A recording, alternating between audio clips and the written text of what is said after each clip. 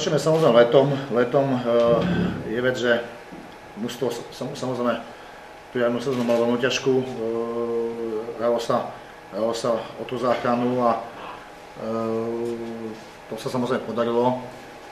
Došlo k zmenám samozrejme jak trénera, alebo každý tréner samozrejme na niečo nadviaže z tej minulosti, čo je dôležité. A dôležité je, keď je na čo nadviazať. Po druhé, priniesie samozrejme nové veci, čo sa týka samozrejme aj hry, jak chce hrať, samozrejme tréningového procesu. A musím povedať, že to mužstvo, alebo do mužstva sa vrátili relatívne staronoví hráči, alebo hráči, ktorí boli po zranení, čo nám samozrejme trošičku urobilo nie že problém, ale každý očakáva, že hráči, ktorí napríklad po roka nehrajú, tak sú posielaní hneď ako a dokážu hneď tie výkony podávať. Tam sme samozrejme vedel som, že to zase tak jednoduché není a som aspoň rád, že ten Tomáš Ožava po tom poročnom zraní dokázal ako jediný podávať tie výkony hneď od prvého kola. Ten zbytku hráčom samozrejme trošičku trvalo. Tie ciele boli jasné. Skúsili sme vyhrať superpohár, musím povedať to obrovské pozitívum, to sa nám podarilo. Už keď som pri superpohári, tak to musím nejak spočítať, je to 16 ligových zápasov, vlastne 4 zápasy v pohári, z toho 2 zápasy s ligou a jeden superpohár, to znamená 21 zápasov a když sa nemýlim, tak sme myslím prohrali 3-krát a práve v tých zápasoch, kde sme vlastne nestrelili gól. Takže si myslím, že štatisticky je to takisto výborné, pretože z 21 súťažných zápasov boli 3 prehry, takže pozitívum. Dokázali sme okrem úvodu ligy vlastne figurovať v prvej štvorke, to znamená stále sme sa držali na vrchu v tej tabuľke a na konci vlastne sme zvládli to, že sme zostali, alebo skončili štvrtí a dokázali sme samozrejme v pohári postúpiť do jarných odvet, čo bol takisto náš cieľ, takže musím povedať, že vyhrať superpohár, postúpiť v pohári dál a samozrejme skončiť na vrchu tej štvorke sa nám podarilo, takže tie veci, ktoré sme chceli, sme splnili. Ďalšie pozitívum vidím v tom, že aj tá naša hra sami vieme, že sa zlepšovala od zápasu k zápasu a vedeli sme, čo chceme, jak chceme hrať. Tam vidím obrovské pozitívum, pretože je to hodne príjemné, keď aj tí superi, novinári superi, hráči superi uznajú potom, že ten futbal hráme náročný, hráme dobrý a to je pre nás takisto ten posledný bod. Takže spokojnosť? Tak musím povedať, že som spokojný, ale mohli sme byť ešte viac spokojní.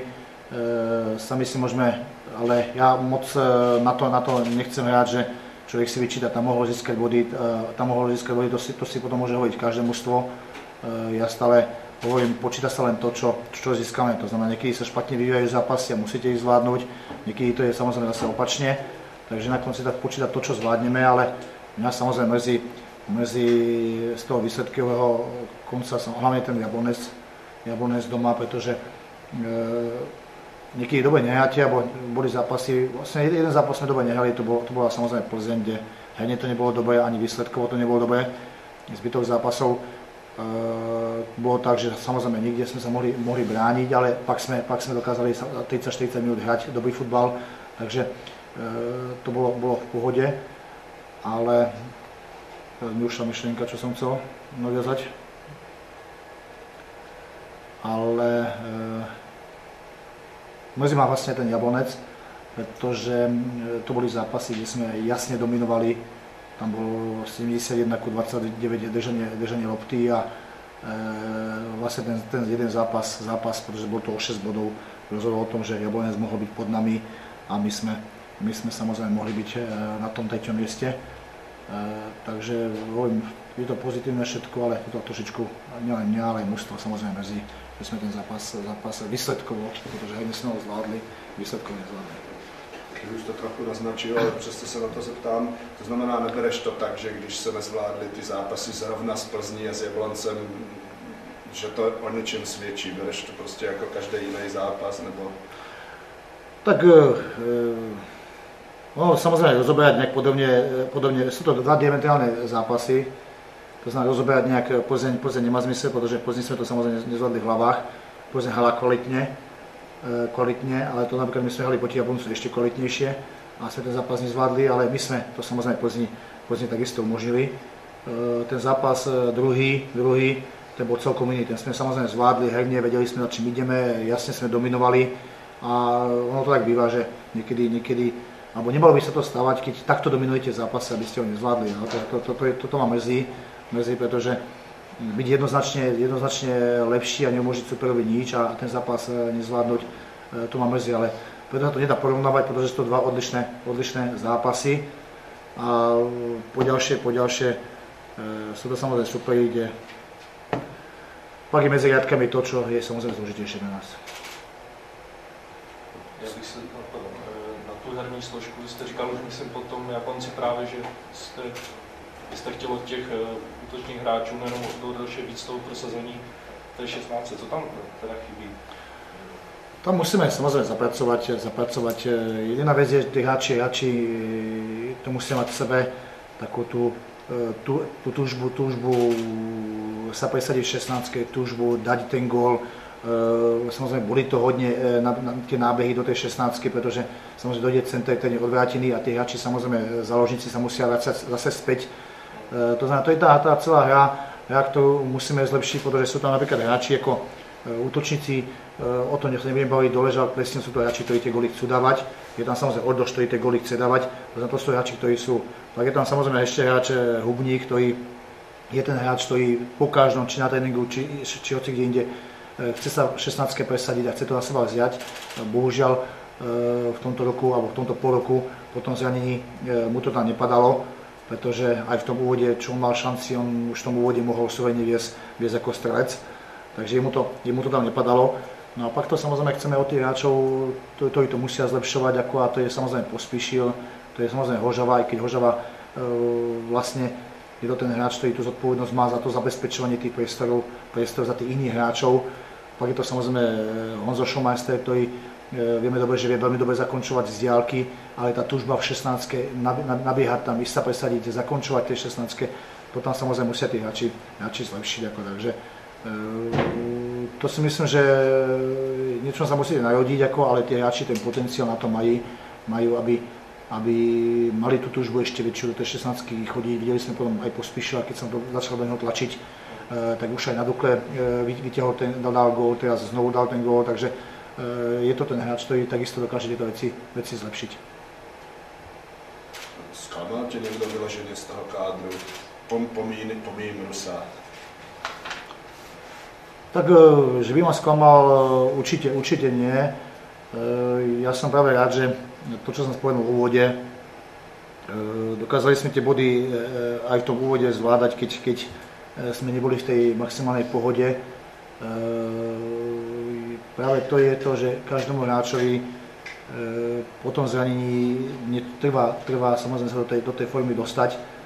A nebolo to tak, že sme skončili štvrtý a všetko nám stadlo a všetko sme boli laufe a všetko bežalo. To znamená, mali sme plno vnútorných problémov, nemyslím ako medziľudských v kádri, ale plno tých problémov práve s tou formou návratu tých hráčov, kde Humník nehral pol roka, Hožava nehral pol roka, Klesňo nám išiel na operácii, to znamená, hráči sa vrátili z hosťova, niektorí ako Doležal, ďalší hráči, takže tých problémov sme mali dosť a ja verím, že pokiaľ nám to samozrejme sa pripravíme, budeme zdraví a všetko nám sadne, tak dokážeme samozrejme ešte tie výkony dať vyššie. Takže to sklamanie určite nie je u žiadneho hráča a musím povedať, že samozrejme sú tam, jak som povedal, 16 veľmi kvalitných hráčov.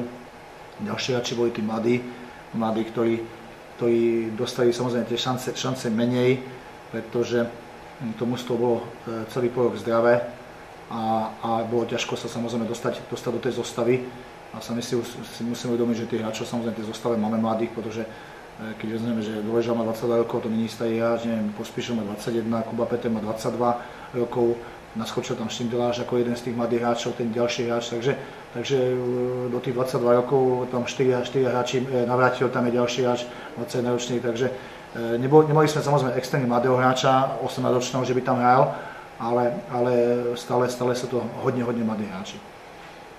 Ty jsi už to avizoval tady po té Dukle, že po odchodu, nejenom teda po odchodu Rossiho, že budeš požadovat nějaký další posíly, to znamená, můžeš tady k tomu, kde tě nejvíc tlačí ta bota, jestli už máš konkrétní hráče třeba vytipovaný?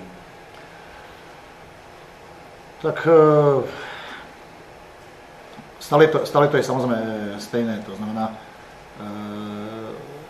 vieme, že stoperov máme Alda Škrle a Pavel Drxa, sami vieme, koľko sme tam problémov behom jesene mali, to znamená, Drxa chýbal v 3 zápasoch, čo týka ligy,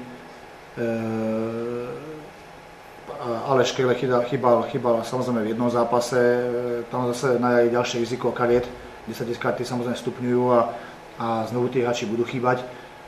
Pomohli sme si práve tých kľúčových hráčov, musel tam nastúpiť Martin Šindeláš, pre ktorého tá situácia samozrejme nebola jednoduchá, pretože neboli sme mužstvo, kde sme ambície mali hrať, neviem, 8. 9. flek a zabudovať našich mladých hráčov, ale mali sme tie ambície samozrejme vysoké a samozrejme, že tie superi trošičku proti nám už aj ináč v tých zápasoch.